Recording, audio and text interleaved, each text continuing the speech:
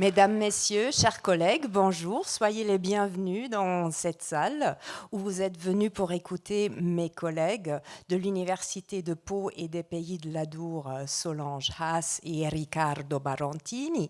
Mon nom est Caroline Fischer et depuis 11 ans, j'ai le plaisir de coordonner la participation de l'Université de Pau et des Pays de l'Adour avec cette magnifique manifestation, donc un partenariat solide, stable. Et vous avez peut-être aussi entendu avec rien que nos trois noms que notre université, toute ancrée qu'elle est dans le territoire, est aussi une université très ouverte, très internationale. Et puisque ce n'est pas pour m'écouter moi que vous êtes venus, je passe le micro et je vous souhaite un excellent moment en compagnie de mes deux collègues. Je récupère. Hop là. Hop là. Ça commence bien. Alors, merci beaucoup à Caroline pour la présentation. Merci beaucoup d'être là, aux organisateurs aussi. Alors, comme Caroline l'a dit, nous travaillons depuis un an dans le cadre d'une chaire qui s'appelle Enjeux éco-politique contemporain et qui est financée par l'Agence nationale de la recherche. Et cette chaire a pour ambition d'interroger la question écologique à partir des outils de la littérature, mais aussi de créer un véritable dialogue entre les sciences expérimentales et les approches littéraires lorsqu'il s'agit de penser l'environnement. Alors, dans ces cadres, je porte un projet qui s'appelle Anthropocène littéraire, qui cherche à comprendre comment l'on peut aujourd'hui élaborer un discours écologique réellement partagé entre sciences expérimentales, sciences humaines et pratiques artistiques. Donc, un discours qui ne sépare pas les modes des connaissances, mais qui, au contraire, fait apparaître leur complémentarité, leur écho, leur tension et leur manière différente de dire le vivant. Alors, vous avez peut-être déjà pris partie à certaines des activités que nous organisons, de séminaires où des scientifiques et des littéraires dialoguent, confrontent leurs approches, et des lecteurs rencontres, ou encore des propositions artistiques qui tentent elles aussi de comprendre ce que la crise écologique fait à notre sensibilité. Pour ma part, je suis littéraire et depuis cette année, je m'appuie pour renforcer la dimension interdisciplinaire de ce travail sur l'expertise de Solange Haas, qui est épistémologue, philosophe des sciences et de l'écologie.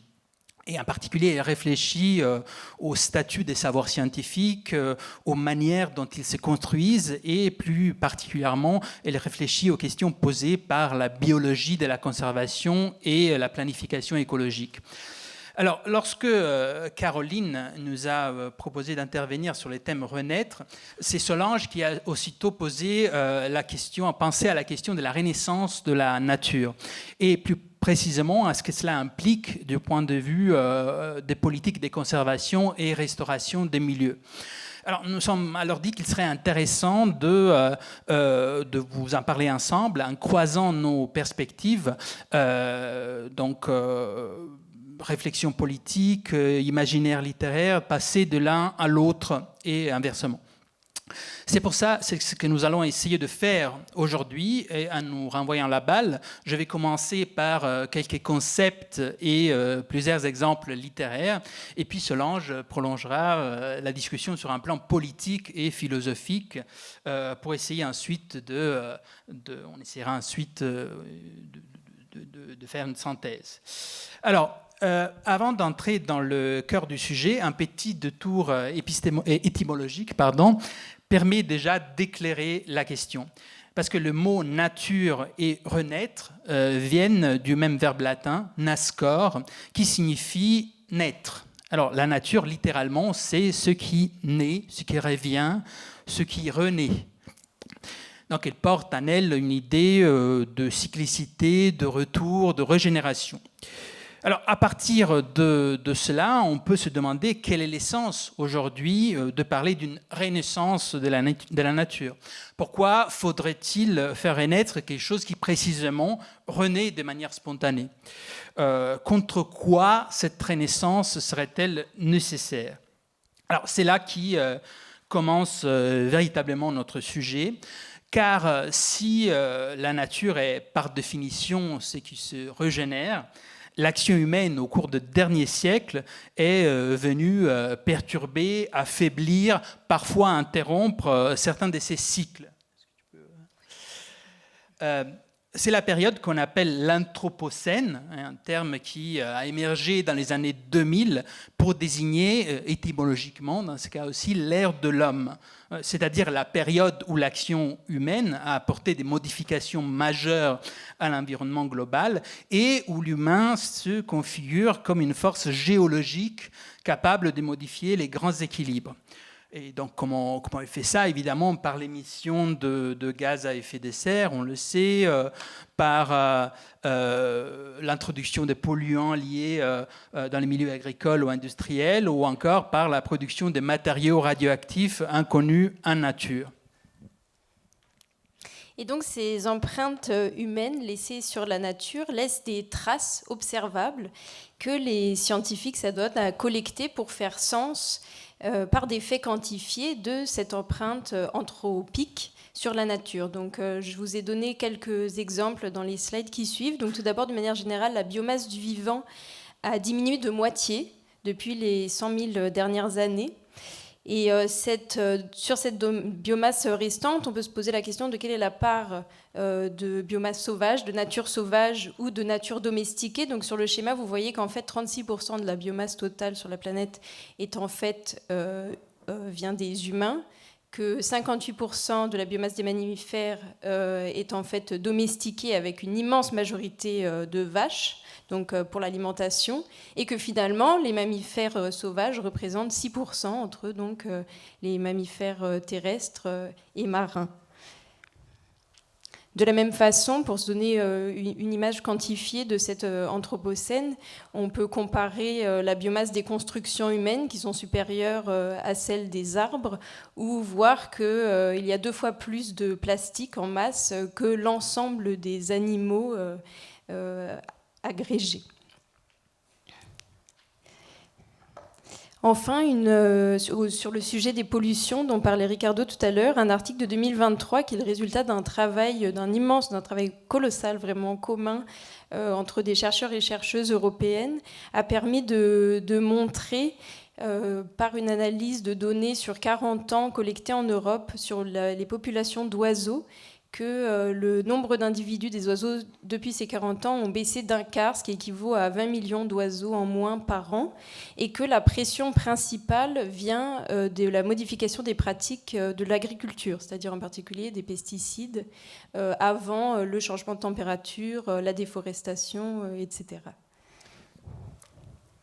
Voilà, donc il existe, comme Solange l'a montré, aujourd'hui des endroits de situation où le mécanisme de renaissance est, sinon empêché, du moins profondément perturbé. Et la littérature s'intéresse de plus en plus à ces perturbations écologiques pour les rendre sensibles et vécues. Et c'est ce type de littérature, justement, les formes narratives qu'elle invente, qui m'intéressent particulièrement dans les cadres de ma recherche. Alors, prenons un exemple pour rendre cela un petit peu plus concret. Un cas typique est celui des transformations qu'a connues l'agriculture au cours de ces 60 dernières années. Parce que l'introduction d'une agriculture intensive a certes permis d'augmenter la production alimentaire et le bien-être de notre société, il ne faut jamais le nier, mais au prix de pollutions majeures qui ont frappé les milieux, donc le sol, la biodiversité, et bien sûr les hommes et les femmes qui y ont travaillé. Alors, il y a un très beau roman qui raconte cela, qui s'appelle La Malchimie, de Gisèle Bienne, publié chez Actes Sud en 2020. La protagoniste du récit, dont l'histoire est très proche de celle de l'autrice, a grandi dans les années 1950 dans une maison de la campagne champenoise, près de Reims, entourée de ses frères et sœurs. Mais le roman se déroule dans les années 2010, au moment où elle accompagne son frère, ancien ouvrier agricole, dans sa lutte contre une leucémie provoquée par les pesticides qu'il a répandus tout au long de sa carrière. Alors, c'est un livre très intime et en même temps très engagé, qui est à la fois une accusation politique contre les multinationales de l'agrochimie et une élégie pour un monde disparu, la campagne de l'enfance qui n'existe plus parce que le cycle de renaissance y a été profondément altéré. C'est pour cela que la protagoniste ne souhaite plus s'y rendre. Alors je vous je vous lis un passage où elle échange avec son frère à l'hôpital autour de ce monde perdu de son enfance. Dit de l'herbe qui grouillait d'animaux, un paradis pour le sauterelle, les grenouilles, les libellules, les fourmis et les vers de terre, un paradis aussi pour les hannetons, les papillons, les coccinelles et les araignées qui tissaient des réseaux de soie blanche que nous comparions à des parachutes ou à la tour Eiffel. Des salamandres s'enfonçaient dans la vase du fossé, de taupes et des mulots foraient des galeries sous l'herbe. Dans la haie, un hérisson se tenait au frais. Tu y retourneras ? Pas la peine. Je vois. Tu préfères garder tes images d'avant et je te les ai cassées. Images de mon frère d'avant, bien avant la leucémie. Alors, dans ces passages, vous voyez apparaître ces sentiments de perte, la douleur d'un lieu qui n'est plus renaître tel qu'il était, tel qu'il demeure dans les souvenirs, et que la maladie du frère vient encore assombrir et d'une certaine manière refléter. C'est un sentiment complexe, celui qui est éprouvé par la protagoniste, que le philosophe australien Glenn Albrecht a défini et qu'il a appelé et qu'il a défini comme un nouveau sentiment écologique qui s'appelle la solastalgie. Alors, le mot est construit sur le modèle du terme bien plus connu de nostalgie, qui en grec ancien signifie la douleur du retour, le fait d'être séparé d'un lieu cher, comme Ulysse est séparé de son Ithaque. La solastalgie, au contraire et parallèlement, désigne la douleur du réconfort perdu, parce que solatium en latin signifie réconfort. Donc c'est la douleur de ne plus ressentir le réconfort qu'un lieu familier nous apportait. Non pas parce que nous sommes séparés de ces lieux, mais parce que ces lieux, du fait de la crise écologique, a perdu son identité propre. Il a été dénaturé dans son cycle de renaissance. Donc ce n'est pas une question de distance, c'est une question de perte en présence, on va dire. Et donc, comme Gisèle Bienne, on n'a plus envie d'y retourner parce qu'il ne nous apaise plus. Alors, la solastalgie est une émotion, on va dire, complexe, parce qu'elle repose sur des composantes incertaines, comme la mémoire, qui est toujours partielle, parfois trompeuse, mais elle nous oblige à poser une série de questions essentielles sur lesquelles on reviendra. Est-il possible de contrer cette solastalgie, de restaurer un état intérieur, de produire une renaissance ou des renaissances d'un milieu naturel ? Et si oui, comment on peut définir cet état à restaurer ? Faut-il viser un retour à un passé idéalisé ou inventer un futur nouveau, désirable ? Alors, aujourd'hui, on a commencé un peu fort, c'est quand même assez sombre, mais aujourd'hui, tout en ayant pleinement conscience des dégâts causés par la crise écologique, nous souhaiterions orienter notre propos vers un futur désirable, vers des solutions possibles, pour ne pas tomber dans une sorte de défaitisme qui deviendrait une prophétie autoréalisatrice et qui serait aussi d'une certaine manière politiquement réactionnaire. Nous le faisons dans l'esprit d'un texte célèbre de la philosophe et biologiste Donna Haraway qui s'appelle « Vivre avec le trouble ».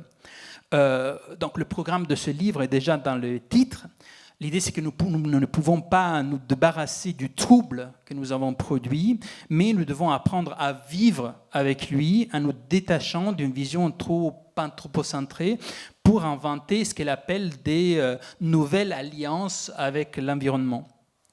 Alors, si constater le dégât de l'Anthropocène, ce qu'on appelle aussi les capitalocènes, pour souligner l'impact du système économique, est inévitable, Haraway nous invite à dépasser les discours centrés exclusivement sur le passé, sur la centralité de l'homme, sur ce qu'il a produit comme dommage, mais pour imaginer une autre ère qu'elle nomme le Cthulhucène, c'est-à-dire, là aussi étymologiquement, l'âge de la Terre, dans laquelle nous pourrions vivre diversement avec le reste du vivant, dans un rapport plus interconnecté.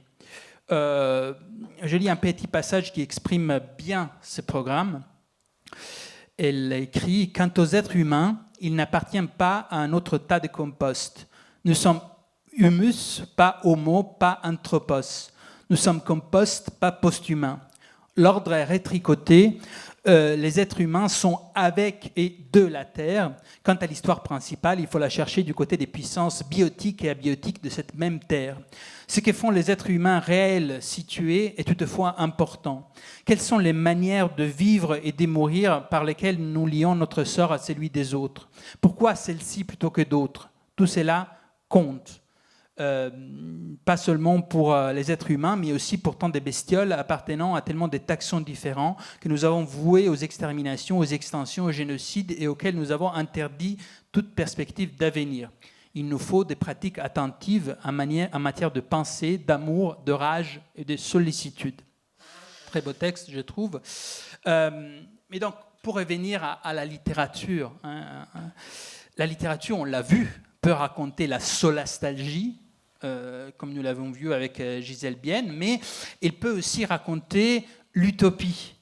Et parfois, il peut raconter les deux en même temps.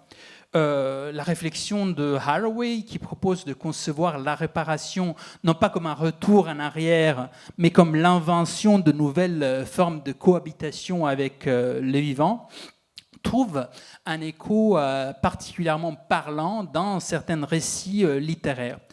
Alors, j'ai pensé pour cette rencontre à un motif littéraire qui traverse toutes ces questions et a beaucoup à voir avec l'idée de la Renaissance, c'est-à-dire le motif du planteur ou de la planteuse d'arbres.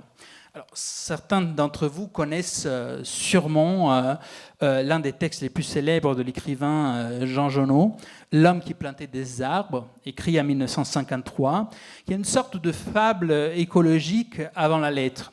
Parce que le narrateur de ce récit traverse, avant la Première Guerre mondiale, une région désertique et presque abandonnée de Haute-Provence.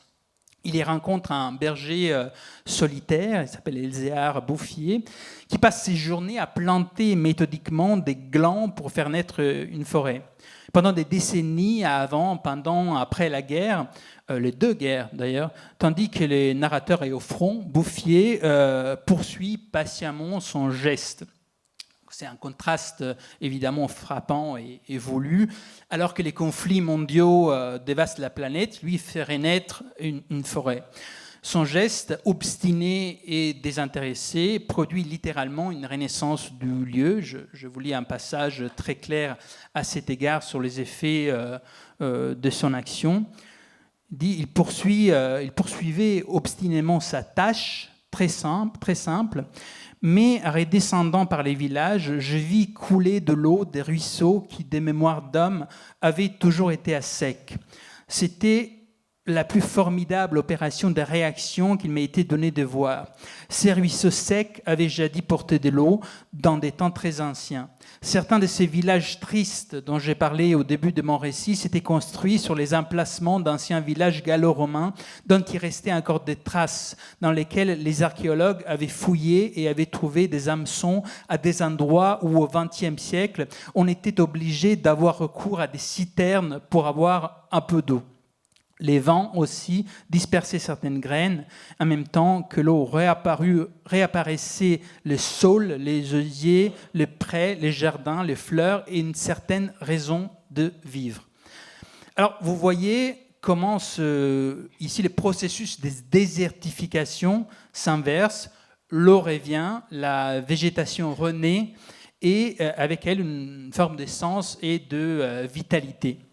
Alors, le récit, et ça c'est aussi intéressant, renvoie d'ailleurs à un passé mythique gallo-romain, où l'eau coulait et les villages prospéraient, comme là aussi si la restauration écologique permettait de retrouver un éclat ancien, une sorte d'Éden mythique perdu. Alors, il faut le rappeler, ce texte a été quand même critiqué, parce que pour raison de sa naïveté, de sa simplification, de l'exaltation d'un geste individuel qui suffirait à transformer un territoire entier. Mais il n'en demeure pas moins qu'il a marqué durablement les imaginaires et continue d'être réactivé dans des récits contemporains. Alors, je pense par exemple au roman écoféministe très récent qui est sorti cette année en France, qui s'appelle Exa, de l'écrivaine canadienne-québécoise Gabrielle Shuito-Shiba. Il s'agit d'un récit d'anticipation situé dans un Québec futuriste, dévasté par une catastrophe écologique et gouverné par un État totalitaire. Et dans ces contextes, l'espoir de libération repose sur une colonie de femmes autorisées à quitter la ville pour planter des arbres. Donc, comme chez Jonot, ce geste devient pour elle une manière de construire une conscience de soi et une forme de résistance qui va ensuite aboutir à une rébellion. Je me réserve pour tout à l'heure un texte beaucoup moins angélique sur ce geste de planter. Donc enfin, Jonot a aussi donné son nom à un projet du Bureau de forêt en France qui s'appelle le projet Giono, consacré à la migration assistée d'arbres souffrant du changement climatique dans le sud de la France. Ces arbres ont été replantés au nord, notamment autour de Verdun, où Jonot avait combattu pendant la Première Guerre mondiale. Et l'on pourrait aussi, je vous ai mis quelques logos, citer de nombreuses associations et ONG qui replantent des arbres et perpétuent ce geste de renaissance, se revendiquant parfois de ce récit de Giono. Donc, c'est que montre Haraway et les récits comme ceux de Bienne et Giono, c'est que la renaissance d'un lieu n'est jamais seulement un geste sensible ou littéraire, bien évidemment. Elle pose toujours des questions de choix collectifs. Que veut-on faire renaître ? Qu'est-ce qu'on restaure ? Selon quels critères ? Autrement dit, derrière des gestes imaginés par la littérature, se trouve toujours une question politique. Comment décide-t-on de la nature, entre guillemets, qu'on veut faire advenir ? C'est précisément à cette question entre science, valeurs et stratégie de conservation que Solange va essayer de répondre. Effectivement, pour décider, je vous ai parlé tout à l'heure de données scientifiques qui sont nécessaires, que ce soit pour des décisions privées ou publiques, individuelles ou collectives, qui nécessitent souvent des données objectives sur le monde. Par exemple, pour réglementer par exemple, les pesticides, disons, il faut faire appel aux écologues et aux chimistes pour démarrer une conception, une représentation du monde. Et cependant, ces informations issues du monde scientifique ne sont pas suffisantes pour prendre des décisions, puisqu'elles ne sont pas directement prescriptives, c'est-à-dire qu'elles n'explicitent pas directement la meilleure solution à prendre. En effet, ces décisions, même basées sur des scientifiques, sont guidées par des considérations extra-scientifiques, d'ordre notamment économique, mais aussi politique et éthique. Et donc, sans entrer trop dans le détail de cet exemple, je voulais tout de même vous montrer que, par exemple, 2 indices de biodiversité qui permettent d'objectiver quelle est l'espèce qu'il faut protéger pour le plus efficacement protéger un écosystème, peuvent entrer en contradiction parce que simplement les modèles utilisés sont différents. Et donc là, je vous ai proposé donc, le modèle de Weizmann qui peut mener à favoriser l'espèce la plus robuste. Donc par ici, voilà, ce serait l'écureuil, parce que c'est le moyen d'avoir un arbre phylogénétique le plus long, ou alors l'indice de Rao qui indiquerait au contraire de protéger l'espèce la plus fragile, qui serait le panda. Voilà, vous pouvez trouver plus de détails dans l'article de Courtois. En tout cas, peu importe l'exemple, ce qui est important ici, c'est de voir que les outils scientifiques adoptent aussi un certain point de vue sur le monde en fonction de leur modélisation, et qu'ils peuvent entrer en contradiction. Et donc, cela montre que des valeurs éthiques, politiques sont aussi nécessaires avec cette base de données scientifiques pour prendre des décisions, en particulier au sujet de la biodiversité ou de l'environnement en général. Et donc, quelles sont ces valeurs impliquées dans les choix de conservation de la nature ? Et bien, pour commencer, l'environnement, et plus en particulier la biodiversité, représente une source de bénéfices évidente pour l'espèce humaine, que ce soit des ressources en nourriture, pour la captation du CO2, pour de l'air pur à respirer, etc. Et j'en passe. Et donc, il y a d'abord un intérêt de l'ordre, tout simplement, de la prudence pour l'espèce humaine à protéger son environnement pour notre propre bien-être, voire pour notre survie. Et à la fois, il y a cependant, on peut avoir l'idée aussi qu'il y a des valeurs morales qui vont au-delà de cette nécessité prudentielle à la protection de l'environnement. Donc je vous cite Aldo Leopold, naturaliste américain, qui écrit donc dans son célèbre ouvrage L'Almanach d'un comté des sables. Il me paraît inconcevable qu'une relation éthique à la Terre puisse exister sans amour, sans respect, sans admiration pour elle, et sans une grande considération pour sa valeur. Par valeur, j'entends bien sûr quelque chose qui dépasse de loin la valeur économique. Je l'entends au sens philosophique. Bien plus tard, donc là on était en 1949, maintenant nous sommes plutôt en 2012 avec la création de la plateforme intergouvernementale sur la biodiversité et les services écosystémiques qui s'appelle l'IPBES et qui a été créée sur le modèle du GIEC que vous connaissez sans doute plus, qui lui a été créé par l'ONU donc, en 1980. Et donc l'IPBES est une forme d'équivalence du GIEC, mais cette fois-ci sur les enjeux de la biodiversité et non plus du climat. Et donc, l'IPBES a consacré un rapport qui s'appelle le rapport d'évaluation sur l'estimation des valeurs de la nature, sur le sujet des valeurs, donc en 2022, avec cette idée que la prise en compte des valeurs est nécessaire à une prise de décision publique sur le sujet de la biodiversité.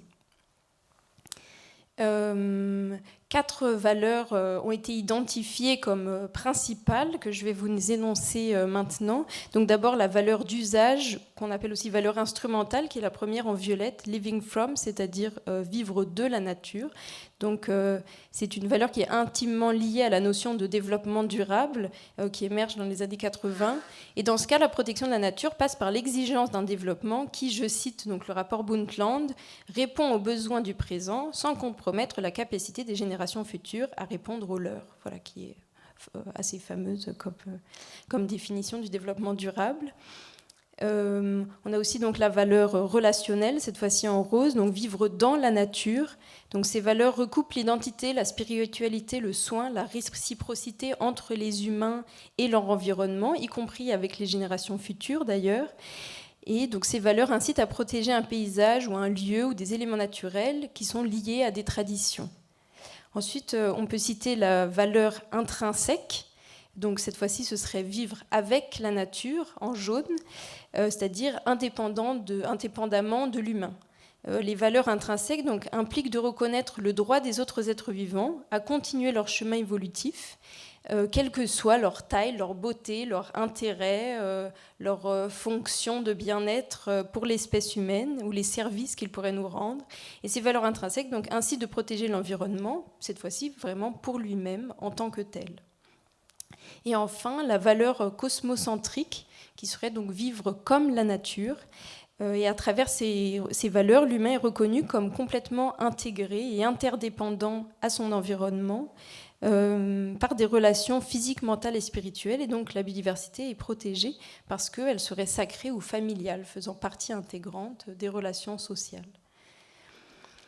Comme relevé par la FRB, qui est la Fondation pour la recherche sur la biodiversité, à travers ces valeurs, donc, devraient être décidées les les décisions stratégiques pour la conservation de la nature. Et en réalité, donc, je cite leur rapport, moins de 5% des décisions politiques au niveau mondial intègrent les différentes valeurs de la nature dans leurs approches. Seuls 2% de plus de 1000 études examinées consultent les parties prenantes sur les résultats de l'estimation des valeurs et seulement 1% des études impliquent les parties prenantes à chaque étape du processus d'estimation des valeurs. Voilà. Donc on voit l'espace, la marge de progression qu'on peut encore faire sur la prise en compte, en plus des données scientifiques aussi, des valeurs des personnes, des acteurs et actrices locales concernés par ces prises de décision sur la biodiversité. Et donc maintenant, je vais présenter un exemple historique d'affrontement entre deux stratégies de conservation qui peuvent se résumer donc à un affrontement entre des valeurs donc d'usage, c'est-à-dire instrumentales, et des valeurs intrinsèques. Et pour ça, donc cet exemple nous mène à la fin du 19e siècle dans la vallée de Hetchy en Californie aux États-Unis. À un moment donc où les parcs nationaux qui sont maintenant mondialement connus des États-Unis en étaient encore à leur balbutiement. Le premier donc ayant vu le jour, c'est celui le parc du Yosemite en 1890 et qui justement a donné lieu à cet affrontement entre deux personnages principaux qui sont Gifford Pinchot et John Muir, dont je vais vous parler tout de suite. Donc d'un côté, John Muir, qui est contre la destruction de la vallée, parce que donc il y a un projet de barrage dans cette vallée de Hetchy, et donc lui se positionne en préservationniste, défendant la valeur intrinsèque de cette vallée, et il écrit dans son livre de Yosemite, un barrage à Hetchy, on pourrait aussi bien en mettre dans les cathédrales et les églises pour en faire des réservoirs d'eau, car aucun temple plus saint n'a jamais été consacré par le cœur de l'homme. En opposition, Gifford Pinchot, donc qu'on pourrait surnommer le gestionnaire, défend une posture de conservation où le barrage doit alimenter une partie de la ville de San Francisco en eau, et la vallée, aussi belle soit-elle, ne peut se comparer à la valeur du bien-être de ces vies humaines. Et donc le besoin en eau de milliers de personnes, pour lui, devrait primer sur l'intérêt de la nature, puisqu'après tout, à quoi bon préserver une vallée si plus personne ne peut aller en profiter ? Et donc, c'est ainsi que la valeur instrumentale ou la valeur d'usage prime, dans l'intérêt donc, des habitants de San Francisco. Et donc, sur la scène internationale aussi, cette opposition demeure. Ça qui est intéressant, c'est que donc, le débat date de la fin du XIXe siècle et en fait est absolument d'actualité. Donc, Gifford Pinchot donc, défend cette posture de conservation. Et finalement, au sommet de la Terre de Rio en 92, comme on l'a vu précédemment, j'en ai déjà parlé du rapport Brundtland, énonce le principe de la valeur d'usage en même temps que la notion de développement durable, avec donc ce développement qui répond aux besoins du présent sans compromettre les capacités des générations futures à répondre aux leurs, qui est tout à fait dans l'idée des valeurs instrumentales de la nature. Et à la fois, le sommet adopte aussi la Convention sur la diversité biologique qui commence en préambule par donc les parties constituantes sont conscientes de la valeur intrinsèque de la diversité biologique. Et donc finalement, dans un même sommet, les deux valeurs sont présentes sans être tout à fait aménagées pour réussir à se répondre ou à trouver une cohérence entre les deux.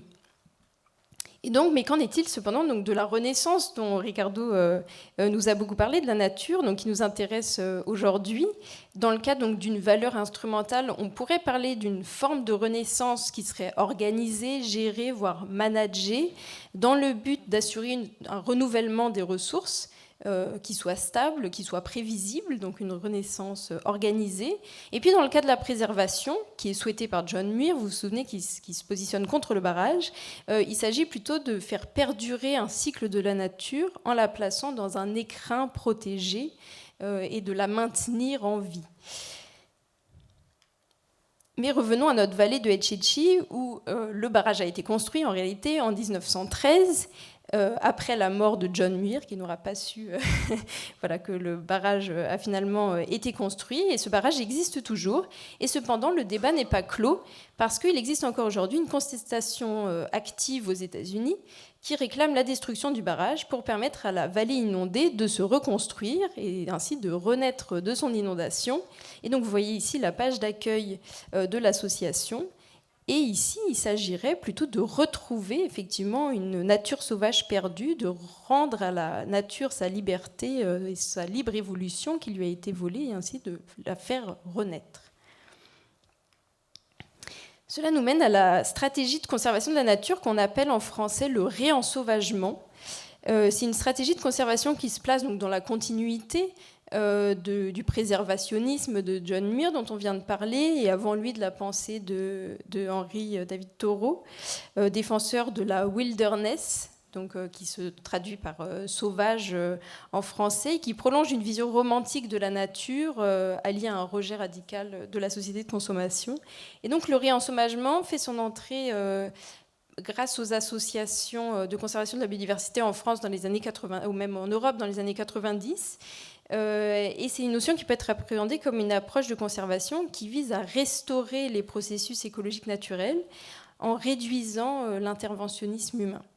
Et donc, c'est basé sur une idée de non-gestion qui vise à laisser libre cours aux dynamiques spontanées de la nature, permettant à celle-ci de retrouver un équilibre et ses fonctionnalités d'origine, c'est-à-dire avant l'impact humain. Et donc, cette fois, il est bien question d'une renaissance d'une nature, mais d'une nature sauvage, en lui redonnant son caractère d'altérité. Et donc cette approche, en prenant un désinvestissement humain et une autonomie de la nature, et en fait bouscule les principes de gestion traditionnels de la biodiversité ou de l'environnement en général, selon lesquels l'humain endosse plutôt le rôle de jardinier, ou en tout cas de régulateur de la biodiversité. Donc on parle parfois d'éthique de la décolonisation de la nature. Et comme l'écrit Virginie Maris, philosophe de l'environnement, dans son livre « La part sauvage du monde », où justement elle défend un renouveau du sauvage pour redonner une place au sauvage. Donc je vous lis cet extrait. « Notre pari, c'est que pour reconnaître et respecter la part sauvage du monde, y compris dans ses manifestations les plus quotidiennes, il faut l'envisager d'emblée dans sa plus grande altérité. Il faut imaginer les échos du cerf qui brame dans le soir tombant sur les bois de la forêt de Bielowieza, les nuées de grues cendrées remontant vers le nord, le vol d'un aigle royal au-dessus du massif des écrins. Il faut avoir vu cela, ne serait-ce qu'en pensée, ne serait-ce qu'en rêve, pour ne pas se laisser convaincre par ceux qui assurent que la nature est morte et que le mieux qui nous reste à faire pour nous et pour la planète serait de jardiner intelligemment un monde devenu totalement nôtre. » C'est-à-dire que malgré l'impact humain, dans tous les recoins de la planète, vous savez peut-être qu'on a trouvé du plastique au sommet de l'Himalaya et qu'on sait qu'il y a des microplastiques au fin fond de la fosse des Mariannes, que malgré cela, le sauvage, qui peut-être n'existe plus, mais qu'on peut encore continuer de penser, qu'on peut continuer de rêver, existe quand même en dehors de nous, qu'il est encore possible de penser cette altérité et que cette part sauvage peut renaître. Alors là, je me permets de reprendre la parole parce que sur la question du réensauvagement, je n'ai pas résisté à l'envie de vous proposer un texte contemporain que je trouve à la fois drôle et paradoxal parce qu'il pousse jusqu'à leurs conséquences les plus extrêmes certaines des idées dont Solange a parlé tout à l'heure, par exemple le jardinage et les réensauvagements, et c'est un texte qui joue aussi avec nos mythes, nos fantasmes. Il s'agit d'un texte de Pierre Singe, publié en 2004, qui s'intitule « Ruines de Rome ». Alors, dans ces textes, Singe imagine un jardinier un peu fou qui entreprend littéralement de déclencher une apocalypse végétale à partir de son herbier. C'est-à-dire qu'il sème partout des graines, des plantes invasives, persuadé qu'elles finiront par prendre les contrôles du monde et chasser l'humain. Donc c'est un renversement comique et parodique du geste de Renaissance dont nous parlions tout à l'heure avec Giono et Phil Toshiba. Ici, la restauration de la nature, le réensauvagement est fantasmé comme une prise de pouvoir total du végétal, une apocalypse qu'on n'attend pas du côté des plantes, auquel en général on attribue un pouvoir de salut. Donc nous passons du mythe de l'Éden perdu avec Giono et Bienne, ce qu'on appelle un mythe étiologique, c'est-à-dire des origines, à celui qui se trouve à l'autre bout du temps, le mythe eschatologique, donc de fin, c'est-à-dire l'Apocalypse. Alors je vous lis un passage, ce sera plus clair, de la stratégie, où on raconte la stratégie de ce jardinier très malin, c'est lui qui parle. C'est lui dont on parle, faussement indifférent à tout ce qui se trame avec lui ou sans lui, pour se croire maître des événements, il faut sans doute frustrer sa curiosité. Le jardinier procède à ses premières constatations. Voit la chaussée soulevée à la périphérie des platanes, des murs ébranlés par les sauts de Salomon, des guérites envahies de fumeterre, de rues livré à l'épilogue, un terrain de golf en faillite, son gris navré par les persils de fous, et des cheminées d'où pendent des lianes ramenées du Brésil et que personne, pas même moi peut-être, n'estimait pouvoir acclimater au vent du Nord. Que le jardinier se rassure, un temps ordinaire, seul un acharnement de tous les instants, empêche la ville de sombrer sous les arbres. Et sinon, les arbres, les fougères, les mousses, les pissenlits, l'herbe gueux et la rue fétide. Aux yeux du jardinier en campagne, le lierre grimpant sera une armée des ombres. Le champignon de couche, les agaries capables de soulever les sols et crever les goudrons lui seront des auxiliaires surnois, fomenteront d'impossibles mutineries, ne perdant rien pour attendre. L'arsenal du jardinier, si je me résous à nommer ainsi mon herbier, ma botanique, si j'accepte de confondre une fois de plus apocalypse et mutinerie, sera ainsi constitué d'espèces étrangères l'une à l'autre, tout comme l'armement de moderne va du parapluie nucléaire à la bille de chevrotine. Alors, vous voyez, c'est les textes d'un styliste qui s'amuse avec le langage, avec les noms des plantes, et qui crée une sorte d'inventaire luxuriant à mi-chemin entre le botanique et le fantastique. C'est un jeu littéraire, évidemment, mais un jeu qui dit aussi des choses sérieuses. Il nous rappelle la richesse infinie du vivant, mais aussi le fait que les contrôles que nous pensons exercer sur la nature est en grande partie illusoire, et que toute forme de restauration ou de planification écologique doit composer avec l'agentivité des milieux, la capacité de l'environnement à réagir, à résister, à inventer ses propres trajectoires. Et je voudrais terminer cette partie sur le réensauvagement, qui serait donc cette renaissance de la part sauvage du monde, comme nous le disait tout à l'heure Virginie Maris, en explicitant en quoi il s'agit en fait d'un projet humaniste qui n'a pas du tout pour objectif de cloisonner d'un côté le monde naturel et de l'autre le monde culturel, une certaine façon de mettre les humains à la porte de la nature, mais qu'au contraire, donc par exemple Béatrice Kramer-Cochet et Gilbert Cochet qui ont écrit L'Europe ensauvagée en 2020, explique que le réensauvagement donc, consiste en la création de sanctuaires, et je cite, dans lesquels on accepte un droit à l'intimité, à la sécurité pour les êtres vivants non humains. Lorsque l'humain pénètre dans ces espaces, il doit y aller en inviter et respecter ses hôtes. Donc c'est que l'humain peut évidemment faire partie de cette nature sauvage, simplement en étant conscient d'être en minorité, en étant conscient d'être dans l'altérité, mais sans en être exclu. Et donc je termine par une citation de Baptiste Morisot, qui est philosophe de l'environnement, qui a pris position dans une tribune parue dans Le Monde en 2020 pour le principe de réensauvagement, notamment à travers l'association ASPAS, qui est l'association pour la protection des animaux sauvages, qui a pour objectif de racheter des parcelles de forêt dans le Vercors et de les laisser justement non gérées pour faire renaître cette nature sauvage.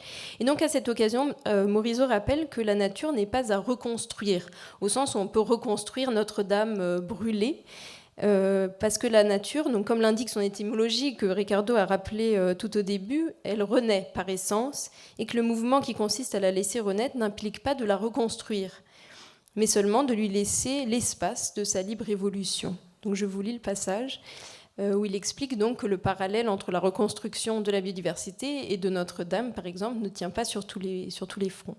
Car le vivant n'est pas une cathédrale en flammes, c'est un feu qui s'éteint. Le vivant est le feu lui-même, un feu germinatif. C'est là une autre métaphore dynamique, historicisée, loin de l'imaginaire statique de la cathédrale. Une métaphore qui fait mieux justice à l'originalité du fait vivant. Pour ne pas se laisser piéger par les analogies, il faut expliciter la limite de la métaphore de la cathédrale en flammes pour dire l'état de la biodiversité. L'analogie avec la destruction d'un monument de culture implique l'idée de perte irréversible et définitive. Mais le vivant, du point de vue évolutionnaire et écologique, ne doit pas être pensé comme un monument rasé par des barbares, comme un patrimoine construit de mains humaines qu'on peut détruire définitivement, comme ces langues locales perdues définitivement, comme le temple gréco-romain de Baal-Shamin, dynamité par Daesh à Palmyre. Le vivant n'est pas un patrimoine au sens humain, fait de mains humaines, figé et fragile, inflammable, c'est avant tout un feu créateur. Ce n'est pas nous qui l'avons fait, c'est lui qui nous a fait. Donc pour conclure, ce que nous avons cherché à montrer tout au long de cette conférence, c'est que la littérature, la science, la philosophie des sciences proposent des voies différentes mais complémentaires pour penser la renaissance des lieux. La littérature nous place d'abord au plus près de l'expérience vécue et sensible par rapport à la crise écologique. Avec Gisèle Bienne, nous avons vu comment un lieu d'enfance, autrefois saturé de vie, ne parvient plus à renaître. C'est toute la force de la solastalgie définie par Glenn Albrecht, cette douleur du réconfort perdu qui fait sentir au lecteur la blessure des milieux altérés. Avec Giono, c'est un geste simple, patient, planter des arbres, qui devient un archétype d'une régénération paysagère qui migre dans la littérature et vers d'autres discours. Avec Pierre Singe, au contraire, nous avons vu comment la fiction peut renverser ses motifs et faire jouer les registres du burlesque, de l'ironie, en passant du mythe de l'Éden à celui d'une apocalypse végétale qui rappelle la puissance propre des milieux et l'illusion du contrôle humain. Et ces récits ne nous donnent pas des solutions pratiques, ils nous donnent plutôt des formes des sensibilités, des expériences de pensée et d'imaginaire qui rendent perceptibles les manières dont les lieux meurent, se transforment ou renaissent. Et en cela, ils sous-tendent les conditions d'un discours politique. Et la philosophie de l'environnement, de son côté, fait un travail presque inverse, mais tout aussi nécessaire, et nous invite à interroger les fondements de savoir que nous mobilisons pour préserver ou restaurer la nature. Mais comment définit-on un état de référence? Qui décide ce qu'il faut conserver? Quels outils, quels indices, quelles valeurs entrent en jeu? Donc, errance, ces choix visibles, discutables, partageables. On a vu avec le rapport de l'IPBES que les décisions politiques intègrent encore trop peu les multiples valeurs de la nature. Et enfin, avec ces propositions contemporaines de réensauvagement ou les réflexions de Baptiste Morisot sur les vivants comme feu germinatif nous obligent à repenser ce qui signifie restaurer. Non pas reconstruire une cathédrale effondrée, mais raviver des dynamiques, accepter la part d'autonomie des milieux et reconnaître son agentivité. Donc penser la renaissance des lieux aujourd'hui, c'est donc accepter que cette transformation soit à la fois une affaire de science et de sensibilité, d'imaginaire et des cadres conceptuels, d'émotions écologiques et de décisions collectives. Donc pour le plaisir, nous terminons par une citation de Donna Haraway, qui est donc cette philosophe et écrivaine, qui nous propose, donc qui nous invite à penser des formes de devenir avec, grâce à des compagnonnages interespèces où l'humain, à la fois dans une nature sauvage et où l'altérité est présente, où les humains prennent tout de même leur place parmi ces autres formes de vivants et peuvent tisser des alliances joyeuses.